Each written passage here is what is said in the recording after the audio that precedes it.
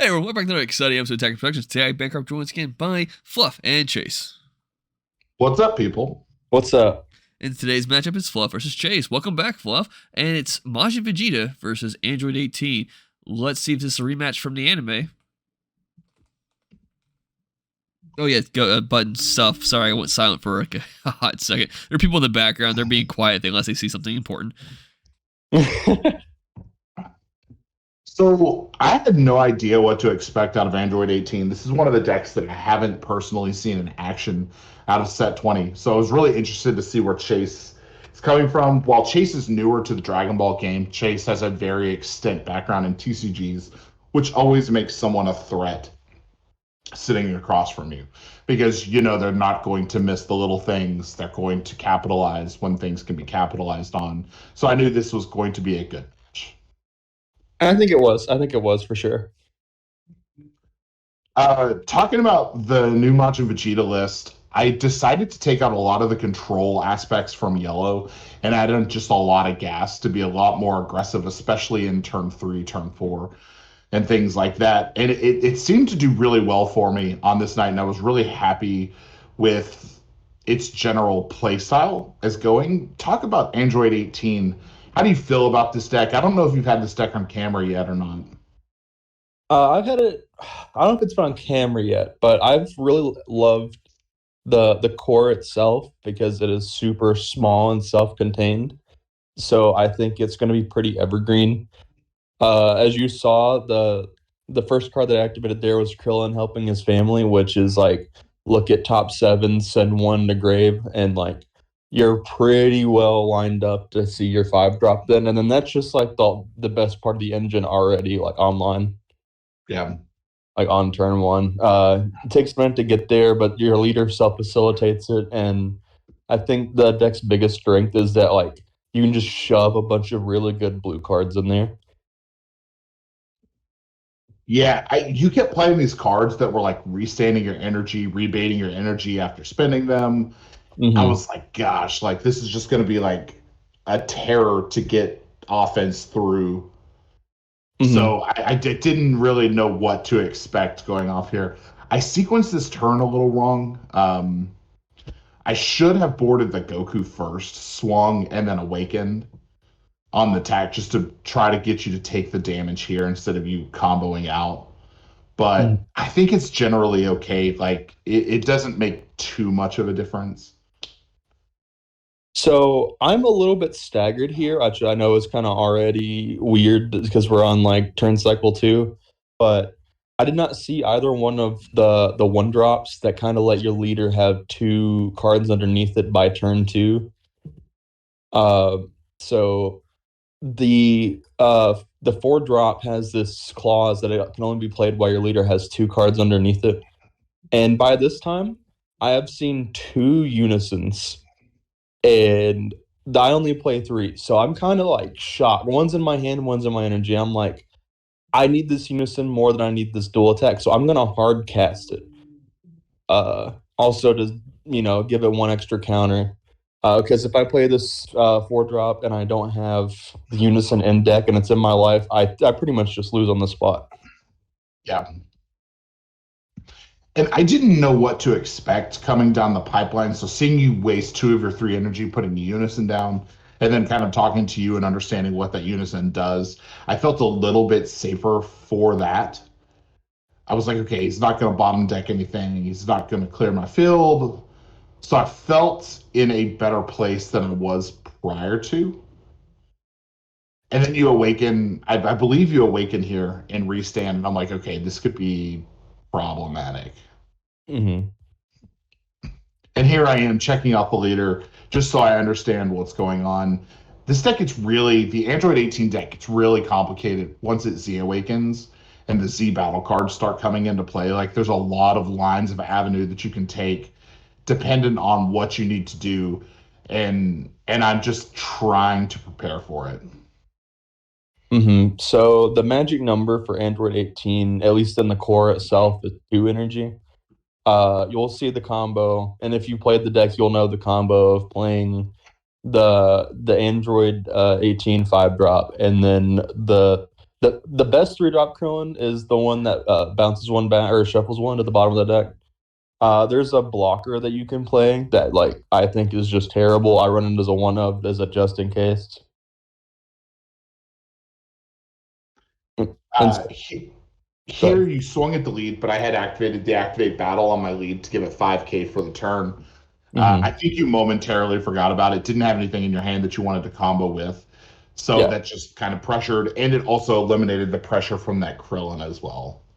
yeah, and the Unison restands anyways, so I was like, oh, I'll just pass and get it back. So I'm glad that I swung with the Unison first and not the Krillin, because I was sitting here thinking I might be in the mode where I want to use this Krillin as the combo, because I know Yellow's really eager to get rid of stuff with that barrier on the board. It can do it Mhm. basically at all times for like little resources. So I was thinking first swing here, you've got a bunch of stuff that I want to get rid of. As soon as you swing with something moderately scary, I'm just gonna combo and then bounce back whatever. But also, I see a really good counter play target here. The counterplay was really good. I was thinking that the bottom text was on the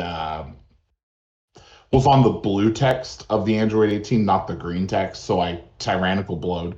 But then you were like, oh, it happens on the counter. I was like, fine, I'm not going to waste the energy on that. Like, it doesn't make sense. So I let you have the Goku. That was a huge hit against my deck because it alleviates a lot of pressure that I'm able to establish this turn. Hmm. Being able to restand the Vegeta on turn 3 and go in for 25 double strike is a huge momentum shift. And you just were like, nah. That's what we've been learning about a lot of like Z battle cards lately. You have to try to snipe them out of the way because they become problematic if you let them sit. And if you see any like in the Z deck that don't have deflect, then I don't know. That's just like free eatons for like any deck that can run a good counterplay such as this one. Yeah. This little Krillin puts in work. Yeah, and I was going to, like I said, I think I had a bean, but I didn't really feel pressured to use it. I was trying to set this up on your turn, but I think the counterplay was just significantly better. So Yeah. I think opponents can do a really good job of like making me tap out, and then I can't bean, and I have to have dim magic or something to get the energy back. Mm-hmm. For sure. Here, I decided to go ahead and use the Tyrannical Blow just to save the Vegeta on the field. If I'm able to establish another Z battle card, Goku, or anything like that, and it turns off the Android 20 or the Android 18, so it makes her slightly less effective. And you decide to just put her into the trunks instead, which is perfectly valuable. And I just let you have that. I have never seen a more profitable exchange for my opponent than when you negated not only the double strike on my 18, but you negated the bounce on the Krillin in one card. That felt pretty heartbreaking. And you negated his dual attack because he would have. No, it's the other one against dual attack, I Yeah. think. Tyrannical Blow is huge. Doesn't matter. You're going to get rid of it with Goku Black anyway. Um, you're starting to build the pressure here, and I'm feeling the pressure. I'm tapped out. I think I'm at 3 life. I've already activated battle, so I have to expend super combos, dig a little bit to try to re-establish myself. Here, you've cleared out my board. You're sitting with 3 tapped cards, so the pressure is definitively on at this point. And then you just play him back out for one energy, and I was like, well, okay, whatever. At least that made you tap one. Um, to get it back. And then I realized, I mean, just in restands, it's a common thing with this deck is that I restand at the end of the turn, and then you don't always remember. And then Which so of you course, just put the board in. I'm gonna let you have it. I mean, So, Mhm. just out of curiosity, like we've seen a lot of like gameplays where you play swing, play swing, play swing, but it looks like you're just trying to establish now. I was curious what the mindset was in this kind of like interaction of playing cards back to back to back. I'm digging for pressure pieces and defensive tools, knowing what he's going for. I know that he's going to block this double strike probably, or he's going to let me have the battle card coming through. The main thing that I want to do is stop this. I want to clear his field and apply as much pressure as possible. I know he doesn't have a floodgate open unless he wants to like baby hatch me or something like that. So I'm not worried about playing, and then being able to swing. I'm more or less establishing a board that is going to provide multiple targets for him to focus on. So I'm hoping that the lines get kind of blurred. If he does make an action that bottom decks something, I'm making him choose which one to go after and making it difficult. So you can bottom deck the servant, or you can bottom deck my draw piece, or you can go after my thing that's going to restand my servant. I'm trying to just make him make a choice and hopefully make the incorrect choice.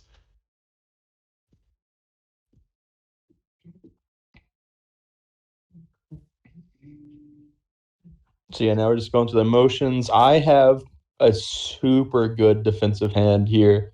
I think I have 2 Android 17 negates. I have Dim Magic. I have Bean. And I'm pretty sure by this point I have Baby Hatch. I don't know if we've seen it in my hand yet, but I'm pretty sure this is the point where I get it. So we are sitting pretty on the defensive side of things here. Maybe a little too well.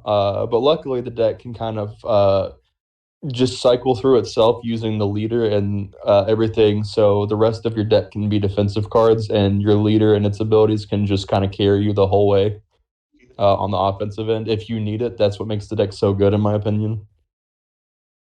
Yeah, it was really frustrating trying to get in at your lead. And I knew that I couldn't tap myself out here, or I probably die on the crack pack coming through, especially on how you choose to reestablish your energy, spend your energy. And I wasn't familiar with what this Z Awaken on the leader did. So I wanted to leave myself with a little bit of defense moving forward coming through here. So I didn't tap out. I didn't put on as much pressure as maybe I could have. I did go on ahead and preemptively Z Awaken just so I could get the draw 2 on tapping the Goku. Mm-hmm. This was Here's huge. a small mistake. I have battle cards in my draw. I knew it had something to do with the amount of cards in your draw, but I look it over and it's like, oh, I have battle cards in here. Actually, quite a few. So I end up taking this back. This would have been absurd if it would have went through, but sadly, it was not to be. At least for this game. Now, I swear I saw you draw a card though. Oh, I might have. Well, just putting it out there. I think I saw you draw a card after playing the card. Okay. I didn't catch the energy reduction cost on it until he said something on it. So if he had drawn a card, I didn't notice. It's okay. I make a mistake. I think it's in this turn, and I'll point it out when it happens. I actually mess up twice. Once for forgetfulness and one for not realizing the card that I'm picking out of my hand. So yeah. I'll go over that. I don't think that either of those things change the outcome of this game, though. Yeah, I was going to touch base on it when it got there, because I think it's already in your hand, but we'll talk about it when it gets to this point, when it gets to that point. Yeah. Mm-hmm. So now I'm just letting Fluff read the cards. I would feel bad if I just put some random cards underneath, and then the Excel dances do Excel dance things, and it just pivots the game in the ways that they usually do. Because these cards are kind of insane. I read that Z Leader wrong too. I read it in that it would play a Android 17 and a Krillin, and so I'm like, "Fuck, that is an insane amount of pressure." Jimmy and I have had this conversation that everybody who reads this card for the first time thinks that's what it says. Like every single person. It's kind of a curse. But now you get one. It makes more sense when you finally realize that it only does one, because they both untap the leader, and that'd be kind of silly if they both then only got one untap. That'd be kind of weird. And that's a limit 1 ability, right? So you can't do both in the same turn. Yeah, you can. I think so. I never really get to the point where I want to do both. Uh, because usually like that's just a lot of energy, and by that point the game's probably over in one way or the other. Yeah. But I think so. So this is the part that I'm talking about, where the deck engine as a whole can just sort of carry you no matter what your hand is. And that I have a double strike 20k leader coming his way. I have a bounce with the Krillin. I have a dual attack 25k who is also a blocker if I so desire. And he untaps an energy, which I forgot to do at this game. It didn't really matter. Put a card from my drop underneath the leader at the end phase. Both of the Excel dances do that. I completely forgot. It's not super important here in this situation, though. The pressure was on, and I didn't want to expend that minus or the go down to one life, wipe the field as a self-active preservation because he still had the leader swing to go through. And I feel like if I go to one, he combos his hand out, and I probably lose. So right there, you grabbed the wrong card. Yes, I grabbed the wrong card in hand. I grabbed the Fasha instead of the Zarbon. I still have the Zarbon in hand. I for some reason grabbed the Fasha and comboed the Fasha to restand the Servant when it's the Zarbon that restands the Servant. Yeah. So like you actually comboed out Kabutokai, or did you guys have like, hey, I didn't mean to do this one, I meant to do a different card? Yes. And he's like, yeah, it's fine. The Fasha and Zarbon were side by side in my hand. Mm-hmm. So I grabbed the card that I thought was Zarbon, comboed it, and threw it in Z Energy, and then realized what happened. Yeah. The card's gone anyways, so. So here's where we make a giant mistake by kind of playing normally. I should have just been greedy with my negates here because I had so many, but I was really wanting Fluff to start tapping here. That's really what my game plan was. I wanted to, especially going to the 3 threshold, because this is yellow, and we're really watching out for the cooler as best we can. And then this is a huge mistake here. I should not have gone to 2 life, especially since I've been told no less than 3 times what the leader does on my opponent. Yeah, the leader itself has a way of getting double strike, I think, by the activate battle, right? Yeah, and I was like, I'm going to negate here. He uses it here, which, half glad, half sad, because as long as my opponent doesn't combo all the way out here, we have Baby Hatch on the way. But he has a better hand than I do on the combo front, and by a lot. Yeah, see, there's a Zarbon as well, just point out. Like, it was in your hand. Yeah. And I didn't get the extra 10k or the 10k combo on the Fasha that I comboed off earlier, or I would have been even further ahead in this combo. So I really hurt myself by comboing that Fasha off instead of the Zarbon. And I even mentioned it when I was comboing out. I was like, yeah, I'm so sorry. I fucked up one of those combos. But like I clearly had the combo advantage to get out there. If I hadn't been able to get out there, it's just GG's. And I think we talked about afterwards, even if you would have played Hatch in that moment, he had the cooler ready to go. Yeah. So it's one of those things where timing can be key, but yellow has cooler. Yeah, the big mistake was going down to 2 life, I think. But at least we had the read on the cooler. Can't feel too bad. I feel like that was just a good game all around regardless. Absolutely. Yeah, it was a little bit of a greaser for me in that go-off turn of yours. I think like one of the things that might have hurt you, and it also hurt me in this match, is not knowing what's going on the other side of the table. So there were moments where you bottom deck cards, and I was like, shoot, thank God he didn't bottom deck that card instead. And I'm sure I made plays like that against you where you're like, thank God he didn't do that. So with that being said, take your opportunity. Keep mind his buttons. Links in the description. Check them out. Bye.